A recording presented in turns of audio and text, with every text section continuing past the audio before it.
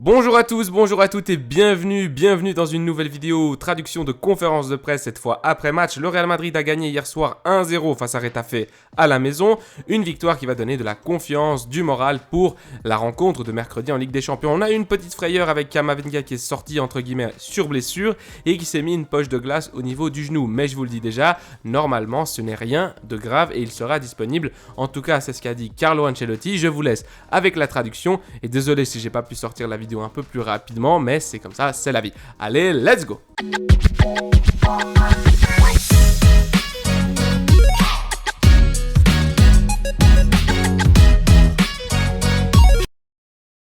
On y va tout de suite avec la question numéro 1. Je pense que tous les supporters du Real Madrid se demandent si Camavinga sera mercredi prochain à l'Etihad contre Manchester City.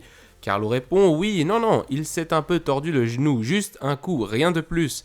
Il va se remettre très vite, demain il se reposera comme tous les joueurs qui ont joué et je pense que dès lundi il s'entraînera avec l'équipe. Il n'a aucun problème. Question numéro 2, je voulais te questionner au sujet de ce qui est vraiment important, c'est-à-dire le match de mercredi. Hier, Guardiola a fait des déclarations se plaignant du temps de récupération plus court qu'ils auront par comparaison avec le Real Madrid. Le Real Madrid, je l'ai compté, je pense que c'est 18 heures de moins. Le Real Madrid a fini à 23 h. Manchester City terminera sa rencontre demain, du coup aujourd'hui, à 5 h de l'après-midi. Pensez-vous que cette marge est si grande? Pensez-vous que c'est normal le fait qu'ils se sentent lésés, désavantagés? Carlo répond en réalité Guardiola s'est plaint du calendrier. Comme nous l'avons dit à plusieurs reprises, le calendrier est trop serré. Nous avons dû jouer avec moins de 72 heures de repos, le match aller de la demi-finale. Maintenant, c'est City qui va jouer avec moins de repos que nous. Je pense que le calendrier n'est pas un calendrier indiqué, correct. Et point à la ligne, je n'ai rien à ajouter. Nous avons trop de matchs. City a trop de matchs, c'est la vérité. Pour eux, c'était mieux de jouer le samedi que le dimanche. Il a raison, Guardiola. Ils pouvaient jouer le samedi comme nous. De la même manière que nous, on aurait pu jouer le mercredi la demi-finale aller, non? Pourquoi avons-nous dû jouer le mardi? Moi, je ne le sais pas. Ancelotti interrompt la prochaine question. Pardon. La vérité, c'est que tous les entraîneurs se plaignent du calendrier, tous.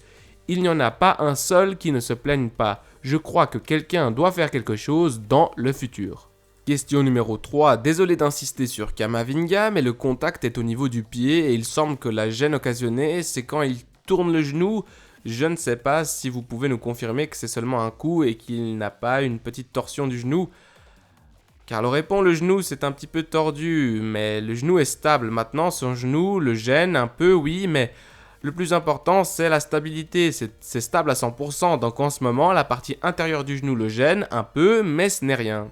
Question numéro 4, je voulais savoir comment vous évaluez la performance d'Hazard et de Mendy qui n'avaient pas joué depuis longtemps. Carlo répond bien les deux.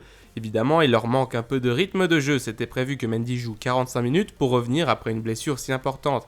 Il a eu de bonnes sensations, il aurait pu continuer, mais j'ai préféré l'enlever. Et Eden Hazard, la même chose. 60 minutes pour un joueur qui n'avait pas eu de minutes avant, c'était suffisant, il a aidé l'équipe.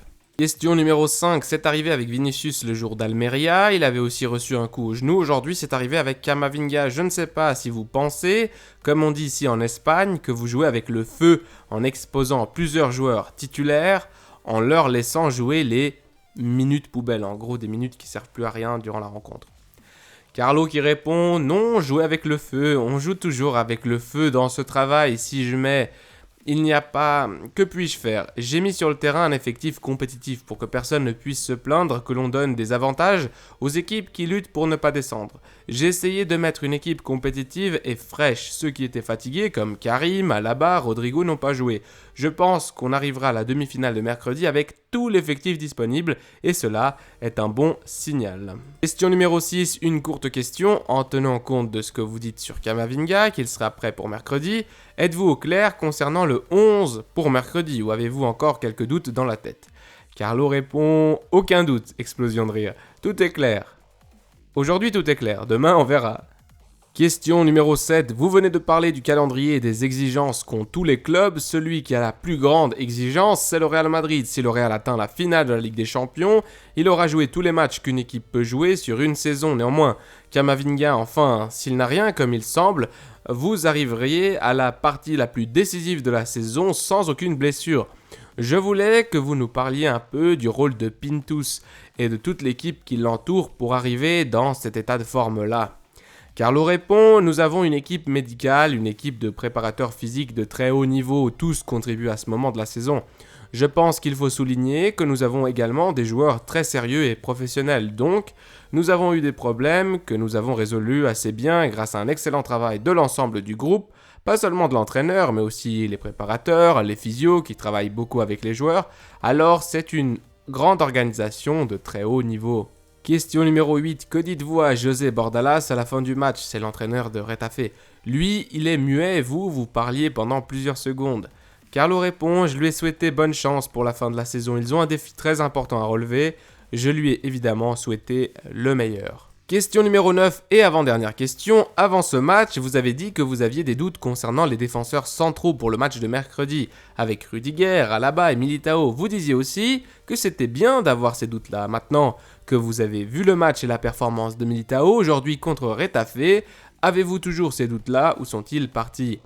Carlo répond, des doutes je vais en avoir, je pense que nous arrivons avec confiance, je pense que la composition n'est pas la chose la plus importante dans ce match parce que, quelle que soit la composition, j'ai un banc avec beaucoup de ressources et un banc qui peut contribuer à ce genre de match. Il faut aussi tenir compte du fait que l'année passée, le banc nous a aidés et les joueurs qui sont sortis du banc nous ont aidés à gagner la Ligue des Champions. Question numéro 10 et dernière question de cette conférence après match. Aujourd'hui, Rudiger n'a joué aucune minute. Je ne sais pas si on peut l'interpréter comme un signe pour mercredi. Dans quel sens? Répond Carlo. Le journaliste dit, vous lui avez donné du repos. Et Carlo répond, oui, il était fatigué. Je lui ai donné du repos pour être frais mercredi. Que veux-tu savoir? S'il joue? Et le journaliste répond, si vous nous le dites, encore mieux. Et Carlo reprend, il jouera. Je ne sais pas combien de minutes, mais il jouera. Et tout le monde rit. Merci beaucoup, reprend le journaliste. Et Carlo finit par dire, je t'en dis plus, s'il débute la rencontre, oui, il débutera la rencontre. Rudy Boy titulaire! Mes amis merengues, cette vidéo touche à sa fin, merci beaucoup de l'avoir écouté, de l'avoir regardé, merci du soutien, du fond du cœur, on grandit rapidement je trouve, c'est assez bon pour moi en tout cas, j'adore faire ça, j'adore parler du Real Madrid, les traductions ça me prend un peu plus de temps donc évidemment j'en suis désolé mais parfois vous n'aurez pas la traduction tout de suite après la rencontre. Le Real Madrid qui doit maintenant se focaliser sur Manchester City, le match de mercredi qui est le match le plus important peut-être de la saison pour atteindre la finale de la Ligue des Champions. City qui joue en ce moment, il y a 3-0 en deuxième mi-temps pour le collectif de Pep Guardiola face à Everton. Donc normalement tranquille, on va suivre ce qui se passe là également. J'espère qu'il y a une blessure du côté de City. Non, quand même pas. Mais en tout cas, voilà deux équipes qui semblent très très fortes en ce moment. On verra bien mercredi qui sort vainqueur de ce duel de titans. En tout cas, moi je vous dis à bientôt. À la Madrid y nada más. Prenez soin de vous, des vôtres et de votre famille. Allez, ciao.